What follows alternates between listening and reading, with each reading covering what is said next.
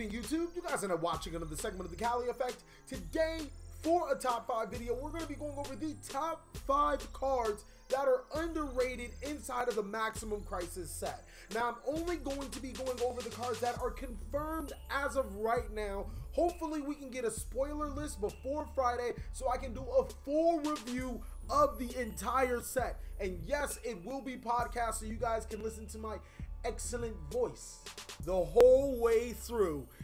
This time around, I picked 5 really underrated looking cards. I just feel like they were going to be nothing less of amazing, and we're going to go over what they do and probably why you should pick them up, because there's a possibility, it might be like this big, but it's still a possibility that these cards might go up in price and you might be on the fortunate side if you have them. Starting off at number 5 is Zafroth. You gotta, it's like 2 ways, so you gotta go Zafroth. Like, you gotta go, like, how you, like if your breath was stinking in front of somebody, you wouldn't want to say this card, like, Zafroth. Zafroth is a level 11 rock pendulum effect earth monster with 3,450 attack and 2,953 defense. Okay, it doesn't have 53 defense, but still. Its effect reads, its pendulum effect reads, during your main phase, you can add 1 Zephyr pendulum monster from your deck or extra deck face up, blah, blah, blah. I apologize. During your main phase, you can add 1 Zephyr pendulum monster from your deck to your extra deck face up. And if you do, change this card's pendulum scale to the same as that pendulum monster's until the end of this turn. You can only use the effect of Zafroth once per turn. Now that is a really good effect. Automatically being able to tutor Zephyr monsters from your main deck to your extra deck. This is probably what the Zephyr archetype needs. Spoiler alert, I actually do have a really good build breakdown. Let's see if this video can get 150 likes so we can roll out the Subterras, the Magicians, and also the Zafroth decks. And it will be completely nothing less of amazing, I promise you guys. Its monster effect is, cannot be normal summoned or set. I mean, I wasn't really planning on tributing 2 monsters because that's not what we do anyways. Must be special summoned must be special summoned from face up extra deck. From your face up extra deck. Something's wrong with me today. I don't even know what's happening. By tributing all monsters you control, including at least 3 Zephyr monsters, and cannot be special summoned by other ways. Okay, that's interesting. After you special summon this card, you can conduct 1 pendulum summon of a Zephyr monster during your main phase this turn, in addition to your pendulum summon. You can only gain this effect once per turn. Once per turn, you can tribute 1 monster, special summon 1 Zephyr monster from your deck. Now, if you guys are starting to understand, this card seems a little good, giving you the additional pendulum summon as opposed to your regular pendulum summon in 1 turn. And also being able to tribute a monster to special summon a Zephyr monster from your deck. It's so Rasta, man. I'm telling you. Zephyr is so Rasta, man. So, this card's ridiculous. It allows you 2 pendulum summons. 2! So you can summon Zephyroth by tributing your 3 pendulum monsters, pendulum summon them back, use Zephyroth's effect to tribute a monster to special summon another Zephyr monster from your deck, and then pendulum summon again. This card's really good. And the fact that it doesn't need to have a 12 scale in the pendulum scale to summon him himself, we kind of got something good going along with this card.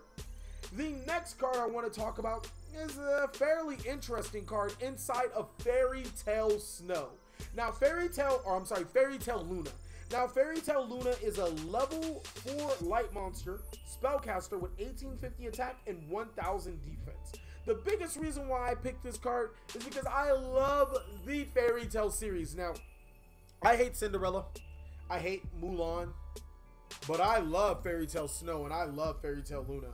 But I'm pretty sure Fairytale, no. Well, I love the Fairytale cards. I just don't like the series. This card is nothing less of awesome, especially after I read its effect. When this card is normal summon, you can add 1 spellcaster type monster with 1850 attack from your deck to your hand. Once per turn, during either player's turn, you can target 1 face-up monster your opponent controls. Your opponent can send 1 card with that monster of the same name from the deck or extra deck to the graveyard to negate the effect. Otherwise, return both this card and that monster to the hand. This ain't good enough for y'all? I ain't. Okay, so first of all, This card searches the best archetype in the world, Familiar Possessed. Everybody remember those Familiar Possessed cards, right? 1850 attack, you know, search by this, and then you get the special summon them from your deck by tributing the Charmer version and the monster that you took with the Charmers, because the Charmers are flip monsters, but you got to protect the Charmers, because if they're destroyed by battle, then you can't tribute them both to get the Familiar Possessed. Also, for all of that hard work, you get to inflict piercing damage to your opponent. So yeah, put those scapegoats on your opponent's side of the field so they can link up with it. Anyways, Fairytale, I feel like this card is really good, not only because it does add Fairytale Snow from your deck to your hand, consequently the second best card behind adding your Familiar Possessed, but it also has some manipulation with the opponent. If your opponent only plays one copy of a certain card, you can activate Fairytale Luna's effect to bounce him to your hand and bounce the opponent's card. Sometimes your opponent only plays one of that certain extra deck cards. Activate Fairytale Luna, get rid of the threat. The most amazing thing about it is that it goes back to your hand to be normal summoned again to add another Familiar Possessed monster from your deck to your hand. Now pick your choices, bro. You got choices. Just like the Weekend saying, we got choices. We got the earth, wind, and fire. We got choices. We got the dark one and the light one. We got choices. And if she wanna, I don't think I can say that on YouTube. Number 3 on this list is my favorite card in the set, Pidgeotto. Pidgeotto is a level 1 0 scale monster, our first 0 scale Pendulum that we have, with 0 attack and 0 defense. Look how many zeros does this card have. It has to be a winner, bro. It's not even in first place. It's in 0 place. That's how you know he's unstoppable, right? His Pendulum effect is once per turn during your main phase, if this card was activated, you can target one of your Pendulum monsters that is banished or in your graveyard, except Pendulum. Add it to your extra deck face up. That's really good, really good. When this card is normal summoned or special summoned, you can special summon one face up Pendulum monster from your extra deck, except Pendulum, but banish it when it leaves the field. Pendulum is a really good card just because not only is it a 0 scale, it allows you to recurse Pendulum monsters that have been used for an XE material or discarded from your hand to the graveyard, or cards that are banished to your extra deck. I don't know why you don't like this card. It's literally the best low scale because it's the lowest scale with no restrictions. Pendulum, literally, it has like a black girl with an afro and a Mexican guy with the sombrero. How can you not like this card? The next card in number 2 on this list is Artifact Vara. Okay, look, I learned Spanish in my life, but Artifact Vara. All right, anyways. You can set this, or it's a level 5 fairy monster, 1800 attack, 1900 defense. It is a light monster. You can set this card from your hand to your spell or trap card zone as a spell card.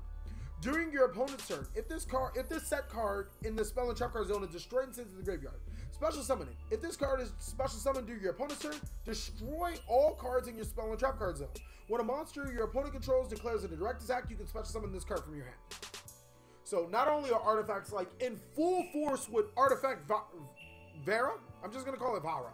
What Artifact Vara back, and that's, you know what's the crazy thing? That's not even its official name yet. We know it's confirmed inside of the set, but we don't have the official name.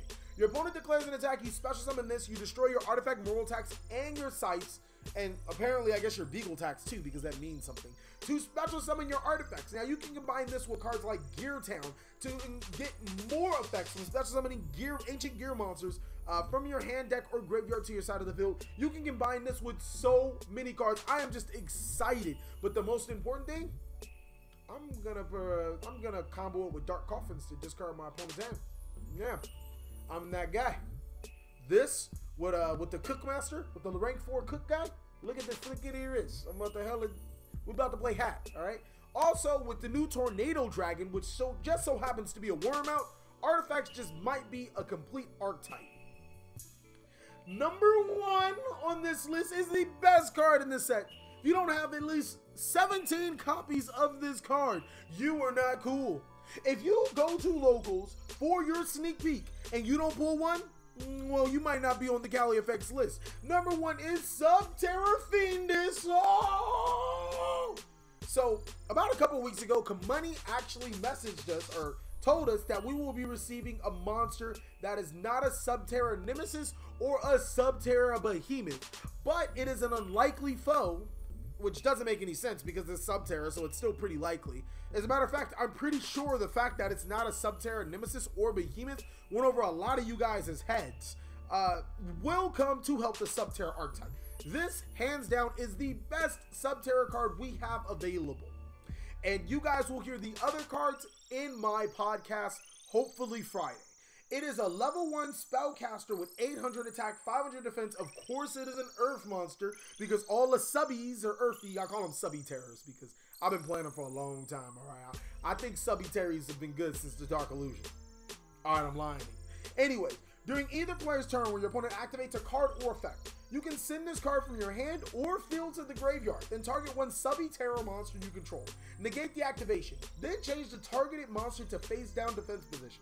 You can target one face up, this is a separate effect. You can target one face up monster you control, change it to face down defense position. And if you do, special summon one subby terror monster from your hand or graveyard and face up or face down defense position. You can only use each effect of subby terror, fiendus once per turn.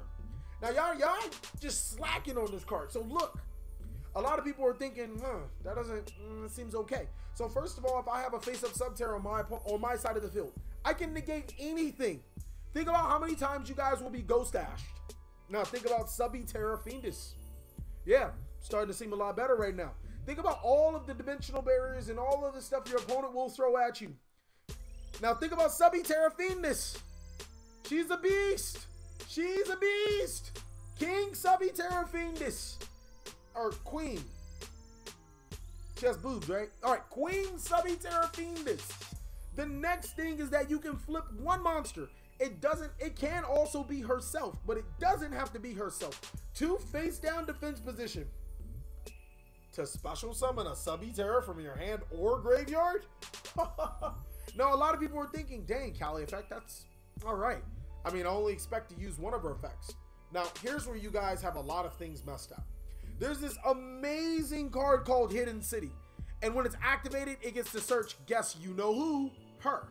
The next thing is if your opponent were to attack her after you summoned her and flipped her face down, there's Hidden City, which negates the attack and then flip this monster face up.